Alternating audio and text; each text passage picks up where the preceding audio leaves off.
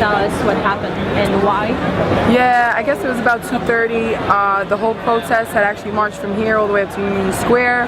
We gave our People's Mic our message, and then we were getting ready to head out. They pulled out those big orange barriers. They pushed us all back.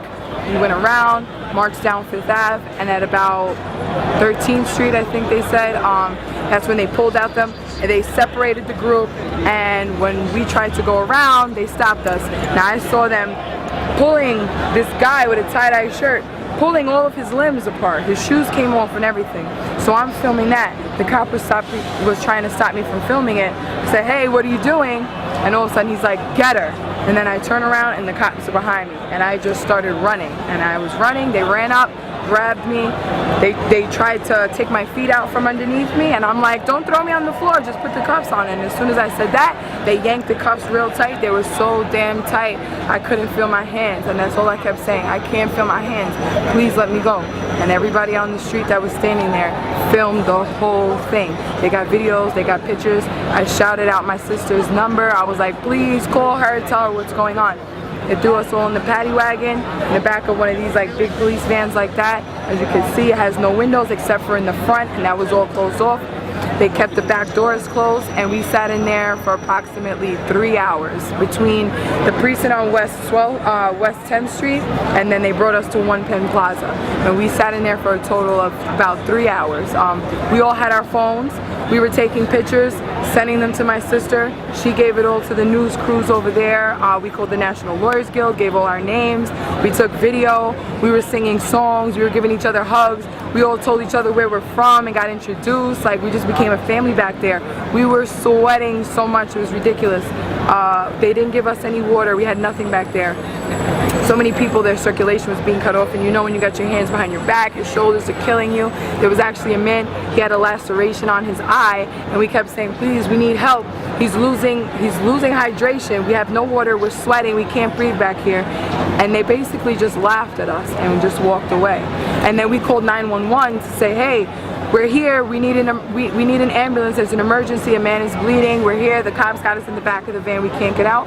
And the woman said, the cops are there, they're there to help you. And then she just hung up the phone on me, so. How many people were you?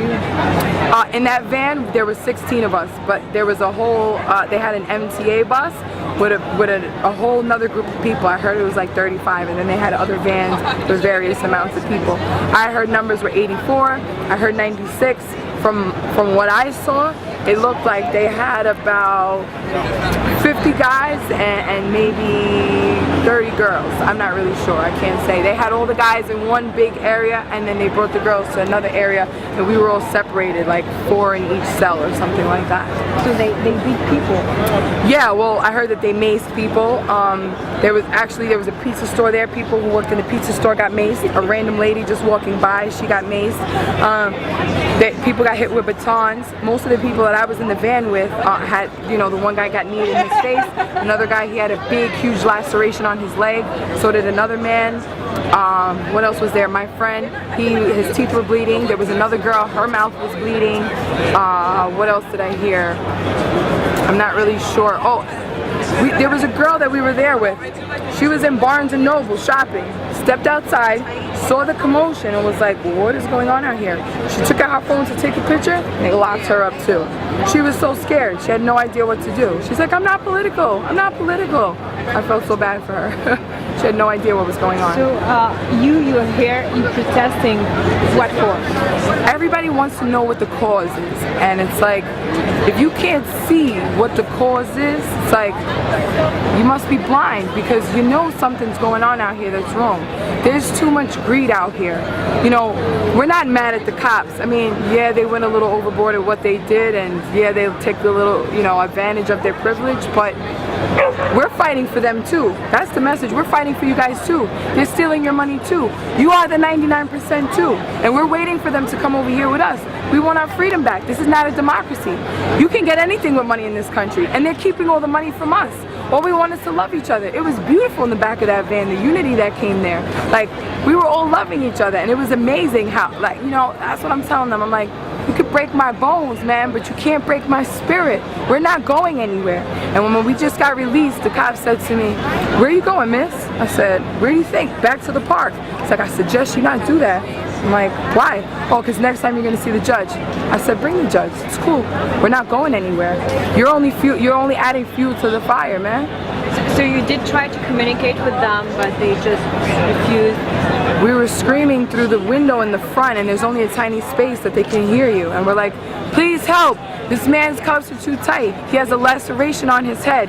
He's losing water. We're sweating back here. Please help us. If you can't help us, help him, please. And they literally laughed and walked away. They were circling the van the whole time. But it was like there was so much confusion. They didn't really know what to do. They couldn't find the officers who arrested us. They couldn't figure out where they were going to put us. They had a whole busload of people and more trucks sitting around. But I mean, communicate about the reason, the cause, why you're here. Oh, they know. Yeah, we talk to them on an individual basis. Some of them agree, some of them don't. I feel like some of them want to rip their badge off and come over here with us. And like I told them, we're waiting for you guys. Whenever you're ready to do it, we'll be right here waiting for you guys. We're open arms. How long have you been here and how long will you stay here? I have been here on and off since Saturday. This is day 8 of the occupation. No one's going anywhere. There are people who quit their jobs and hitchhiked to be here. And they're sleeping in the park right now with no place to stay. I actually let one of the guys stay at my house last night because he hasn't slept in a bed in over a month and a half. No one's going anywhere. 8 days in the rain, like we're doing this thing. And people saw what happened today, and they're gonna come out and they're gonna be a part of it too. And I know that this is gonna happen. This is making history. We're changing things out here. And if anybody doesn't believe it, they're trying to stop the cause. Because if you bring your negativity into it, it's not gonna happen. And as long as everyone keeps asking, what's going on, but what's your message? Come down here, you're gonna hear the message. We're very organized down here. We're letting people know what's going on. There's something that surprised me when I came here. You all very young. Yes. And I mean, I was expecting to see people from different ages, and you're very young. There are a lot of young people, but you know what? There are a lot of older people too. There are black people, there's white people, there's people from all different countries. There's people who have a college degree and people who don't have a college degree. Like, we're so diverse out here, it's ridiculous, because this is affecting us all. And the moment that we say, oh, this is the young one, this is the young protest, or this is it. No, this is not a protest. This is a movement. This is life-changing right here.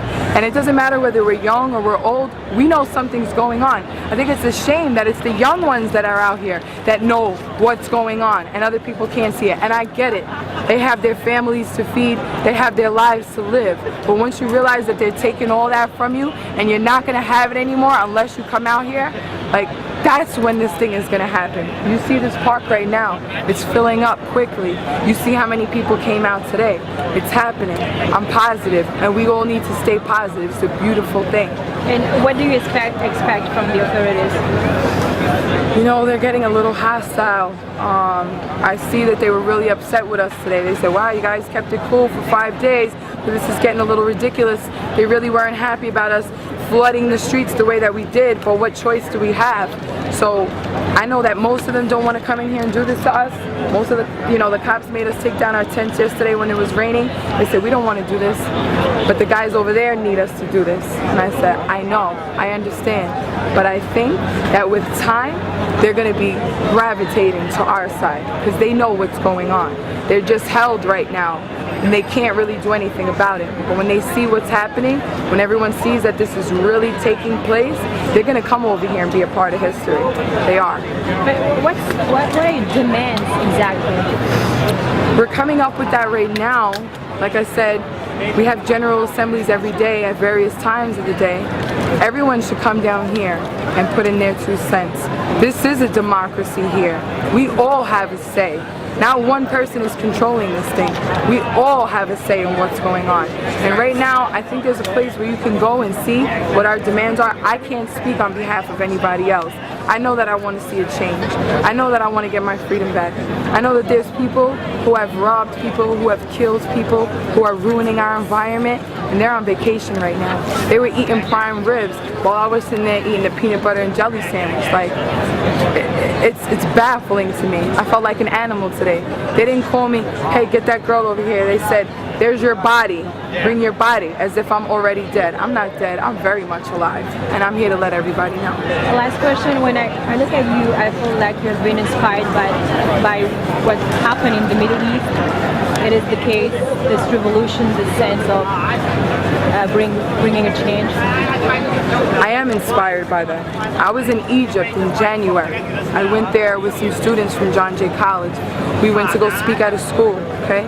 Tell them about revolution, standing up to your government, starting a movement. And 2 days after we left Egypt, okay, the revolution broke out. I would love to say that I had something to do with that, but you know that was happening way before we got there. It's amazing what those people did, and we should all thank them for making this thing happen. It's going on everywhere in the world right now, and I want to say to all my Egyptian friends out there, I love you so much, and thank you for what you've done. I got a tattoo right here, kind of faded, but I think how you say it is asamtai duen, and I mean silence is violence. And it's so true, because as long as we stay quiet, we're just as bad as the people out here who are committing the crimes. So I'm going to stand out here every day if I have to. This is my job now. I'm a college graduate, and this is my job now, and I plan on staying here until something happens. I want to see it, and I know everybody's going to come out here and do it. Starting the movement, guys. Let's do it.